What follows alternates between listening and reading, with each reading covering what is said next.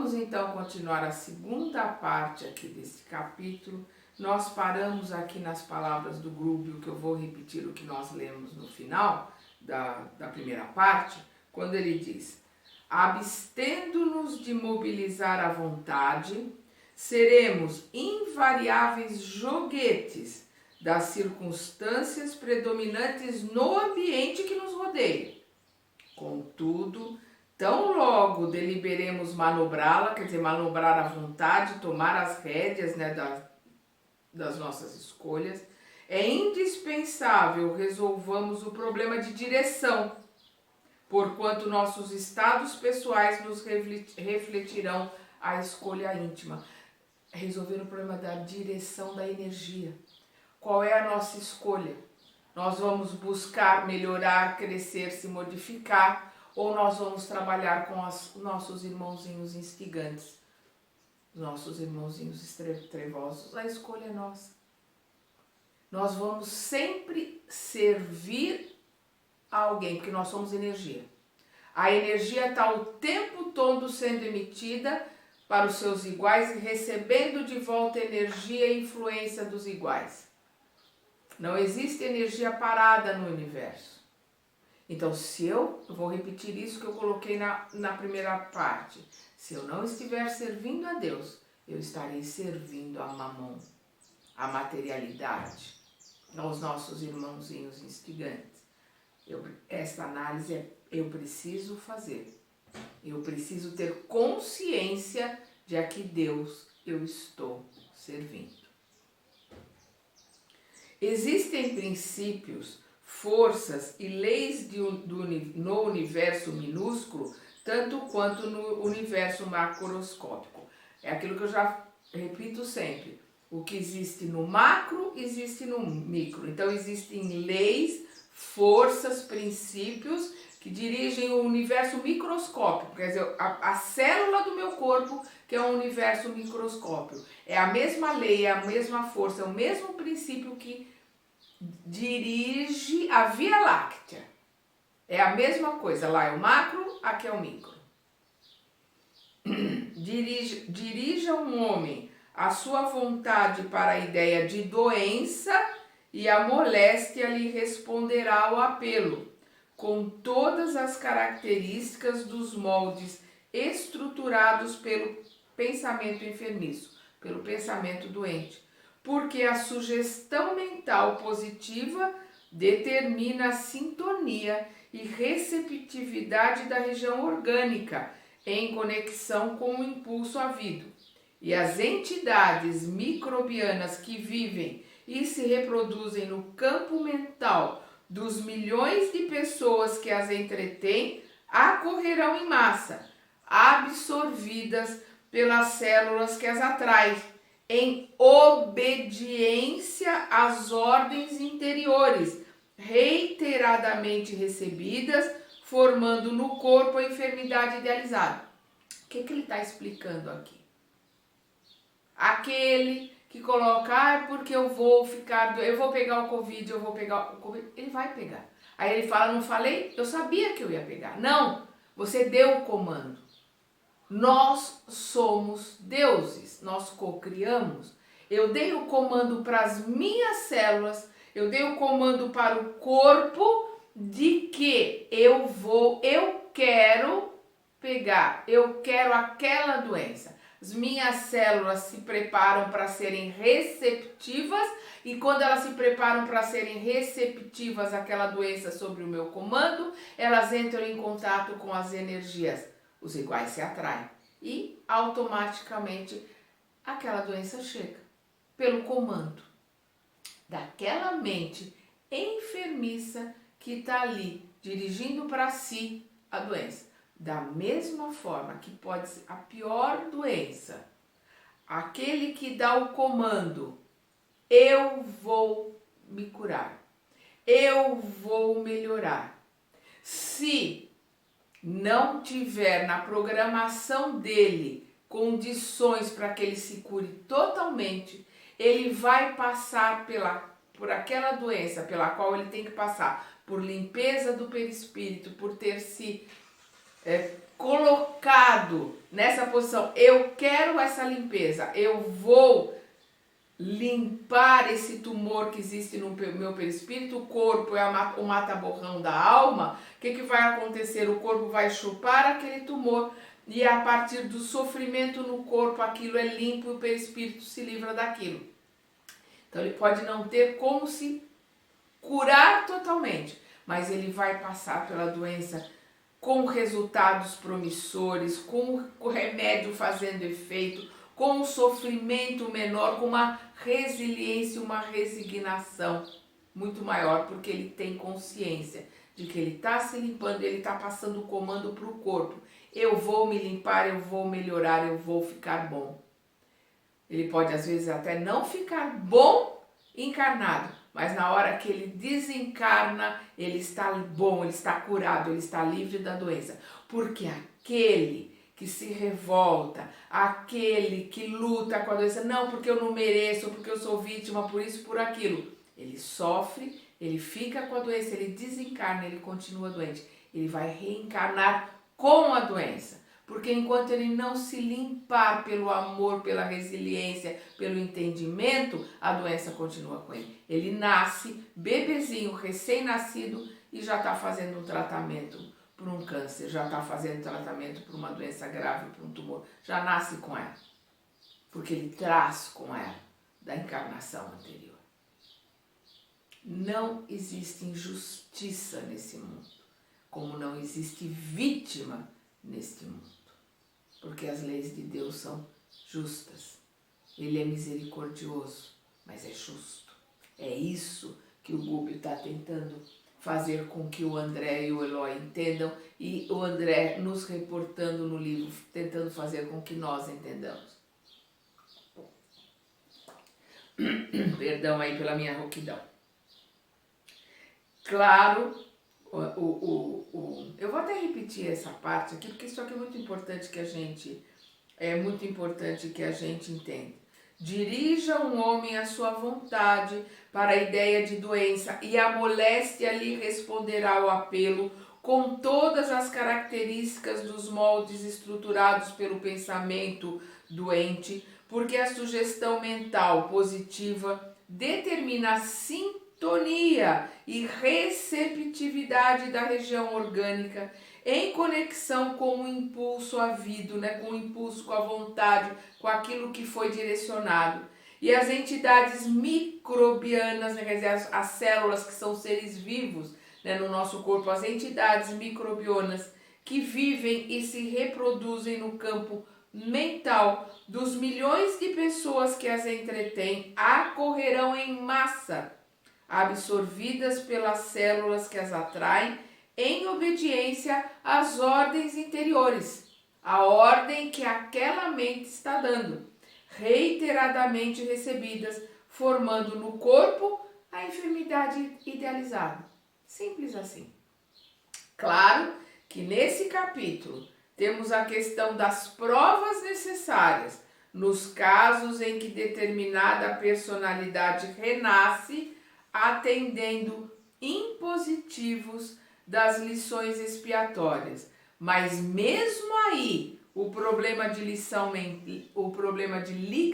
mental é infinitamente importante, porquanto o doente que se compraz, que se alegra na aceitação e no elogio da própria decadência, acaba na posição de excelente incubador de bactérias e sintomas mórbidos, enquanto o espírito em reajustamento, quando reage valoroso contra o mal, ainda mesmo que benéfico e merecido, encontra imensos recursos de concentrar-se no bem, integrando-se na corrente da vida vitoriosa. É aquilo que eu estava colocando. Mesmo aquele que está passando pela doença, não porque ele gerou mentalmente, não porque ele chamou a doença, mas porque ele precisa se limpar, ele já tinha no plano, no roteiro de vida que ele fez no plano espiritual, ele já tinha aceitado fazer essa limpeza. quando ele se coloca, quando ele reage valoroso contra o mal, ainda mesmo que benéfico e merecido, quando esse mal é benéfico, é para o bem dele, é merecido porque é uma limpeza que ele precisa fazer e passar, encontra imensos recursos de concentrar-se no bem, integrando-se na corrente da vida vitoriosa. É aquilo que eu coloquei. Ele vai desencarnar por aquela doença, mas a hora que ele desencarnar, ele está curado, ele está livre.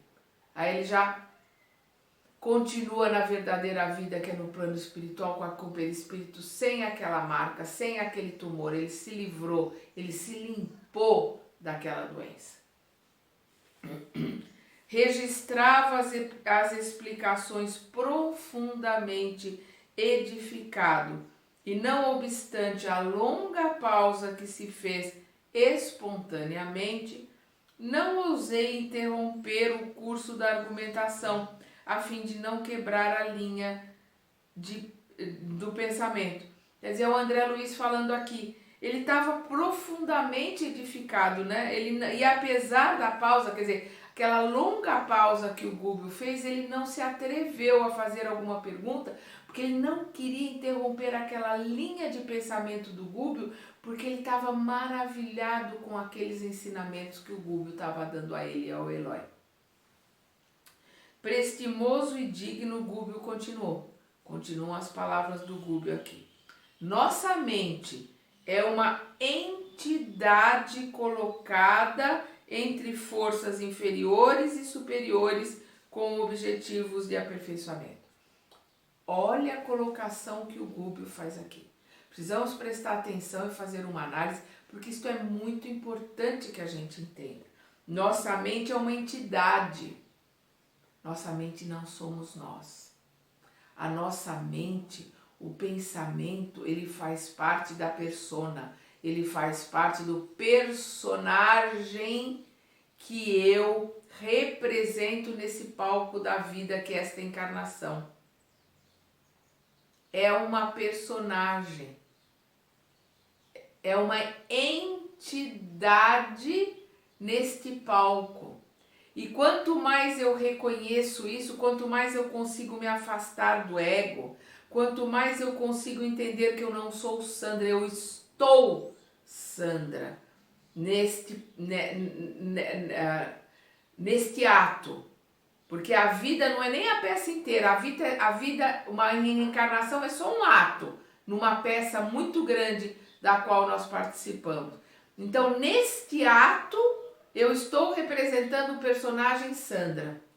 E quanto mais eu consigo me afastar desse ego, mais eu consigo olhar para o personagem com desapego, mais eu consigo olhar para o personagem como ele é, uma entidade que eu preciso aprender com essa representação. Eu preciso aprender com esse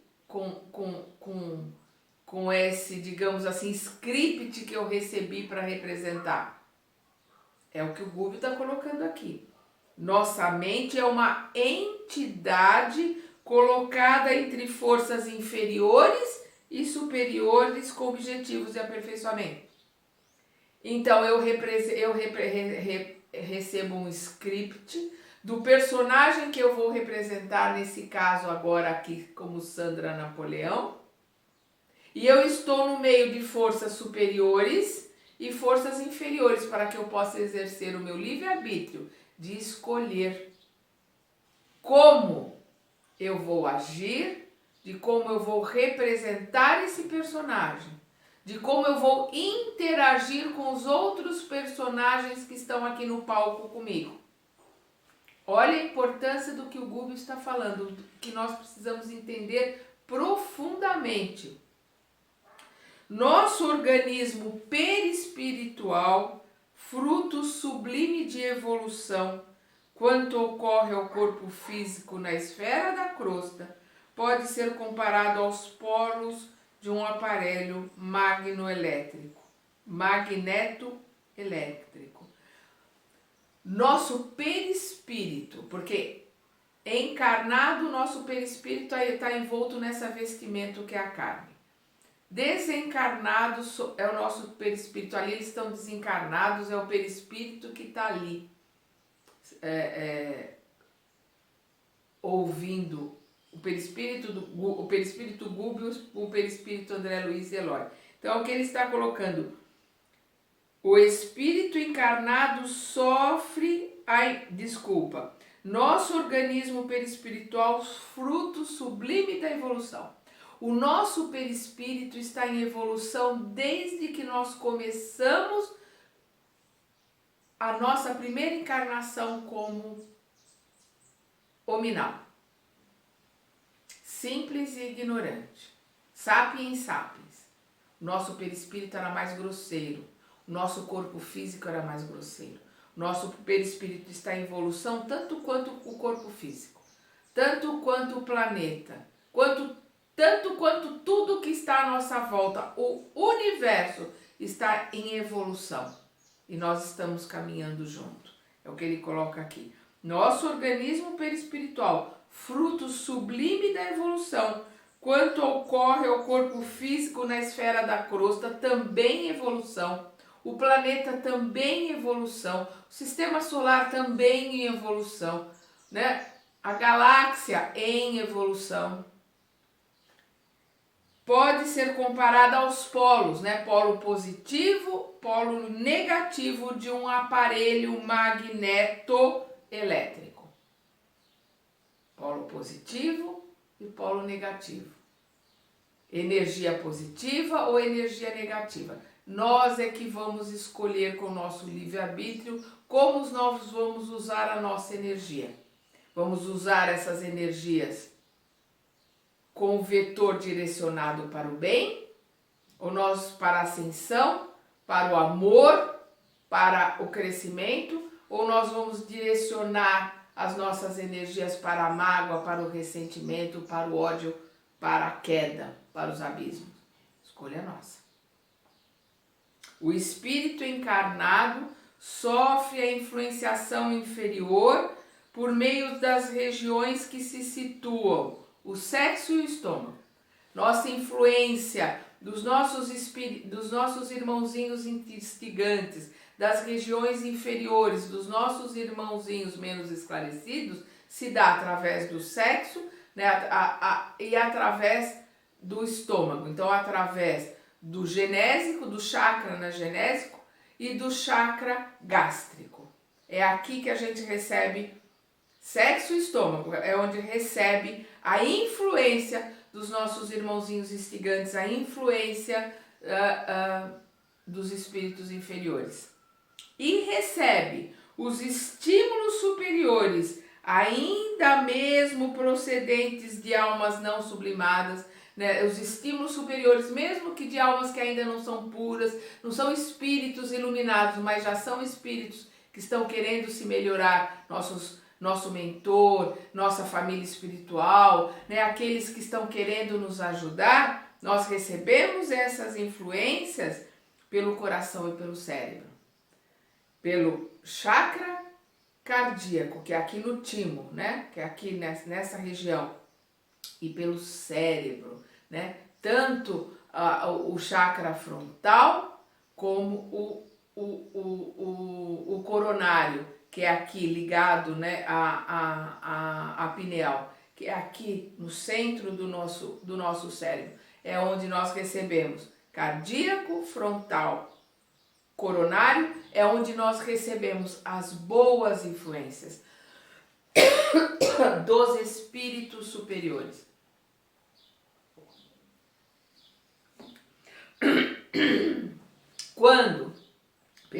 Quando a criatura busca manejar a própria vontade, escolhe a companhia que prefere e lança-se ao caminho que deseja.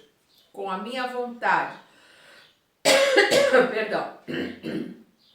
com a minha vontade, com o meu livre-arbítrio, eu escolho as irradiações, e as influenciações que eu vou receber. Qual é a região de mim que está emanando e recebendo as maiores influenciações?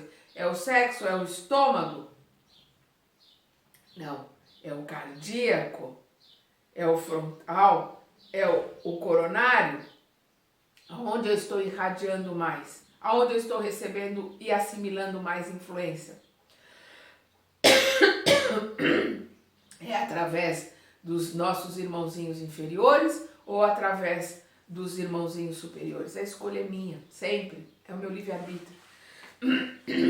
Se não escasseiam milhões de influxos, né, de impulsos primitivistas, perdão, eu vou repetir. Se não escasseiam milhões de influxos, né, de impulsos primitivistas, constrangendo-nos mesmo aquém das formas terrestres, a entreter emoções e desejos em baixos círculos e armando-nos quedas momentâneas em abismos dos sentimentos destrutivos, pelos quais já peregrinamos há muitos séculos, não nos faltam milhões de apelos santificantes, convidando-nos à ascensão para a gloriosa imortalidade. Então, da mesma forma que não falta apelo para o sexo desregrado, para a comilança, para a gula, para as drogas, também não nos faltam os ensinamentos, os apelos edificantes do nosso mentor, né? Que algumas religiões chamam de anjo da guarda, daqueles que querem nos a melhor, que vem pelos filmes edificantes, pelas palestras, pelos livros, pelos ensinamentos, né? Pela busca de entender e de aprender, como no caso aqui de estudar um livro edificante. Então vem de todos os lados, a escolha é nossa. Nós vamos escolher qual que nós vamos querer alimentar em nós. O instrutor, fitando em nós o olhar percussiente, quer dizer, penetrante e calmo, ponderou. Entenderam agora como é compreensível a opção de certos espíritos pela casa escura do crime, depois do túmulo, qual ocorre a milhões de entidades encarnadas que, em plena harmonia com a natureza terrestre, estimam, né, gostam de viver no domicílio da enfermidade? Eles estão entendendo agora como funcionam essas correntes energéticas que tanto encarnado ou desencarnado acolhem, né? Se comprar, ficam quentinhos ali com essas energias do mal, do raiva, do ressentimento, do crime, da volúpia, da luxúria, né, da gula. É o que ele está colocando aqui. Não faz diferença se está encarnado ou desencarnado. Cada um vai se unir às energias com as quais gosta de viver, de conviver com as emoções que gosta de sentir, que quer sentir. É escolha. É livre-arbítrio. Atitudes mentais enraizadas não se modificam facilmente. A gente leva muito tempo para se modificar. E isso nós precisamos entender. Ninguém dá salto, ninguém sobe a escada pulando degrau. Nós vamos caminhando pausadamente. O importante é que esse caminhar seja para frente, seja para nos melhorarmos, seja para nos modificarmos para melhor. Isso é que é importante. O rei que governa milhares... Atitudes mentais enraizadas não se modificam facilmente. O rei que governa milhares, o condutor que se acostumou a tratar férreas diretrizes, o homem que se habituou a dobrar caracteres alheios, quando não dispõe de princípios santificantes no terreno idealístico para se alimentarem intimamente na tarefa a que se consagram, não se transformam em servidores humildes de um momento para o outro só porque se desfizeram da carga de células materiais.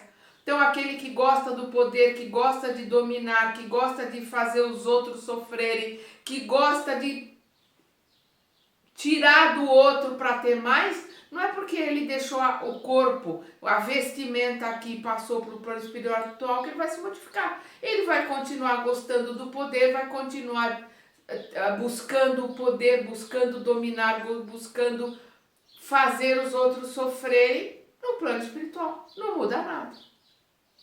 E aquele mesmo que se compraz em ser servo, bajulador, ou que ser masoquista, de estar sofrendo sobre o domínio daquele tirano, a hora que ele desencarna, ele vai continuar sob o domínio do mesmo tirano ou de um outro igual. No plano espiritual, não muda. É isso que o Google está colocando. Quando não recomendam aos precipícios da loucura, no eclipse, né, na ausência total da razão por tempo indeterminável, em vista dos desvarios, né, dos delírios na intelectualidade e no poder, são conservados e respeitados na obra evolutiva do mundo pelas qualidades apreciáveis e dignas que já conquistaram, embora as paixões violentas que lhes assinalam a vida íntima e são utilizados então por gênios superiores nos serviços de aprimoramento planetário, em que vigiam e reajustam os mais fracos, sendo vigiados e reajustados pelos mais fortes, convertendo-se gradual e imperceptivelmente ao supremo bem, aceitando o plano divino em cuja execução passam a colaborar com fidelidade e valor. Em tal posição, auxiliam e são auxiliados, dão e recebem, impulsionam, progressam e progridem a seu turno. Então, o que ele está colocando aqui? Quer dizer, quando eles não estão, se jogam no precipício da loucura, quando eles estão no eclipse total, na ausência total da razão, por tempo indeterminável, em vista dos delírios na intelectualidade e no poder, são conservados. Quer dizer, quando eles não estão tão ruins, eles são conservados, eles são utilizados pelas forças do bem como massa de manobra, como formas de reajuste para aqueles que precisam passar por esse reajuste. O que ele está dizendo aqui? Uma frase que o Emmanuel repete sempre, que o mal, ele inconscientemente ou sem perceber, ele sempre está trabalhando para o bem. Porque ele está fazendo com que as criaturas se reajustem, aprendam. Infelizmente, nós escolhemos o caminho do aprendizado pelo sofrimento, mas a hora que se cansa de tudo isso, busca melhora, busca aprender, busca se transformar. Então, o mal indiretamente sempre está trabalhando para o bem. Ele não se percebe disso, mas está sempre trabalhando para o bem. É isso que o Google está colocando aqui. Impôs ligeira pausa às elucidações e em seguida prosseguiu noutro rumo. Semelhante realidade obriga-nos a meditar na extensão do serviço espiritual em todos os ângulos evolutivos. Então ele está colocando esta realidade, esta situação, nos obriga a eles, desencarnados, trabalhadores do bem, a meditar na extensão, na responsabilidade do serviço espiritual que eles têm que realizar, no tamanho desse serviço, né? Na responsabilidade deles como espíritos desencarnados, querendo trabalhar e querendo ajudar a nós, né, irmãozinhos menos esclarecidos, responsabilidade que eles têm e a extensão, o tamanho da extensão, a região enorme de trabalho que eles têm pela frente. Educação para a eternidade não se circunscreve, não se restringe à ilustração superficial de que um homem comum se reveste, sentando-se por alguns anos num banco de universidade. É obra de paciência nos séculos. Eu vou repetir. Educação para a eternidade não se restringe à ilustração superficial de que um homem comum se reveste sentando-se por alguns anos num banco de universidade. É obra de paciência nos séculos. Então não é com 5, 10, 15, 20 anos de estudo, como se faz numa cadeira universitária, que o homem aprende ou consegue apreender, guardar dentro de si os ensinamentos que ele precisa. É através da paciência, é através da vontade, da persistência, através dos séculos, querendo se mudar, querendo se aperfeiçoar, que o homem realmente se transmuta, né? Que se modifica. Então, às vezes você vê pessoas que querem, não, nesta encarnação eu vou sair daqui batendo asas, vou sair daqui um anjo. Isso não existe. Nós precisamos de séculos e séculos para nos modificarmos. Aqueles que se modificam aos nossos olhos aqui da terra nossa, fulano se modificou de uma forma fantástica. Não foi de uma forma fantástica. A gente conseguiu ver a ponta do iceberg, porque a modificação maior dele está lá embaixo, está embaixo das águas. Ela se fez através de séculos, de milênios, mas a estrutura do iceberg estava ali embaixo d'água, não se viu. Não é nesta encarnação. Ele vem se estruturando e às vezes em missão. A gente vê a ponta do iceberg porque ele veio em missão. Ele não se estruturou naquela encarnação, não. A ponta do iceberg aparece ali, mas a estrutura imensa do iceberg se formou através dos milênios. E em missão ele vem aqui nos ensinar, vem aqui nos ajudar e a gente vê a ponta desse iceberg. Se árvores existem assinaladas por centenas de anos dentro das finalidades a que se destinam, que dizer dos milênios reclamados por uma individualidade no capítulo da própria sublimação? Se árvores às vezes precisam de 400, 500 anos para atingir a sua maturidade, o seu apogeu, tem árvores que estão aí agora que elas são maravilhosas, frondosas, tem 1.500 anos, que dirá o homem? Quantos milhares de anos ele precisa para evoluir, para sair da primitividade e chegar no conhecimento, não digo nem angelitude, mas no conhecimento, na sabedoria para poder caminhar para um dia chegar à angelitude. Nós precisamos de milênios para que isso possa acontecer. Quer dizer, nós precisamos de várias e várias encarnações, porque as nossas encarnações de 80, 90, 100 anos, elas não são nada no tempo que nós precisamos de aprendizado. São menos ainda na estrutura que nós temos, porque nós somos imortais. Nós somos imortais, nós temos a eternidade para aprender, para crescer e para melhorar. Não podemos esquecer desse modo o amor que devemos aos ignorantes, aos fracos, aos infelizes. Imprescindível se torna caminhar nos passos daqueles que igualmente um dia nos estenderam compassivas mãos. Perdão. O que ele está colocando aqui é fundamental que a gente entenda.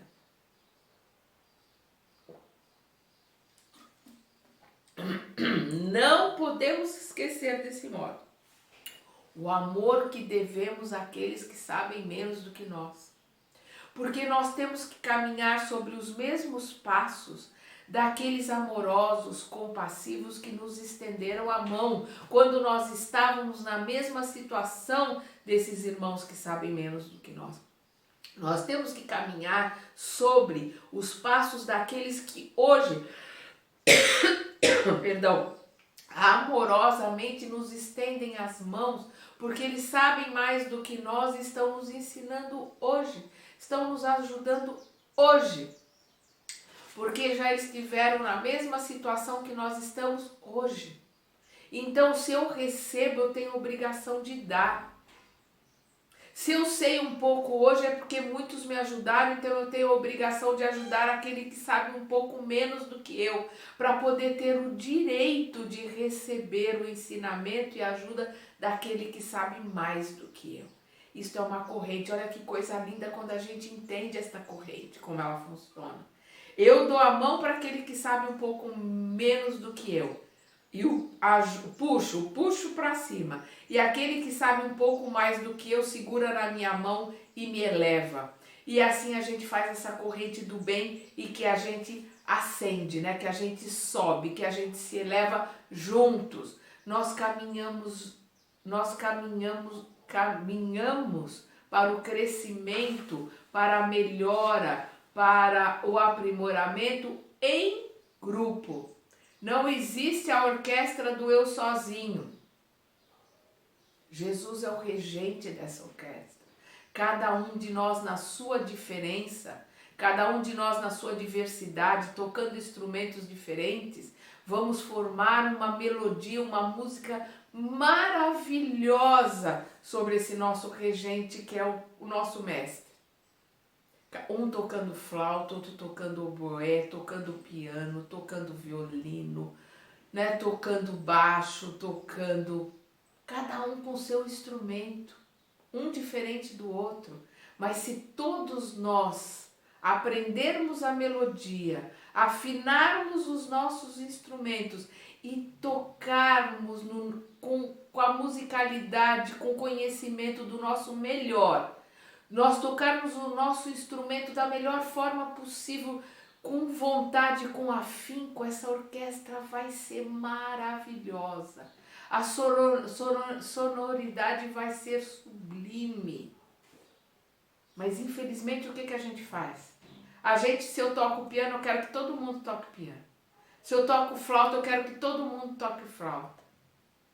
Eu não entendo e não aceito diferente. Eu quero que todo mundo seja igual a mim. Isso é de uma ignorância absurda. A orquestra é formada pelos diferentes instrumentos. Nós somos instrumentos de Deus. Jesus rege uma orquestra. É na diversidade que a gente cresce. É com os diferentes que a gente aprende. Nós precisamos entender isso. Precisamos aprimorar o nosso instrumento. Melhorar a nossa musicalidade. Para podermos olhar para o nosso irmão mais velho, que é o nosso Mestre Jesus, e atentarmos para a sua regência, atentarmos para aquilo que ele espera de nós, para aquilo que ele quer que a gente faça. Qual é a forma que nós devemos tocar? Qual é o tipo de música que nós devemos nos aprimorar? E ele vai nos reger, ele vai nos ensinar, porque ele é o nosso modelo e o nosso guia e nos ama. Ele mesmo coloca, os meus discípulos serão reconhecidos por muitos se amarem, porque ele nos ama muito e nós temos que aprender a amar. Falo por mim, infelizmente, muito longe desse aprendizado, de aprendermos a amar.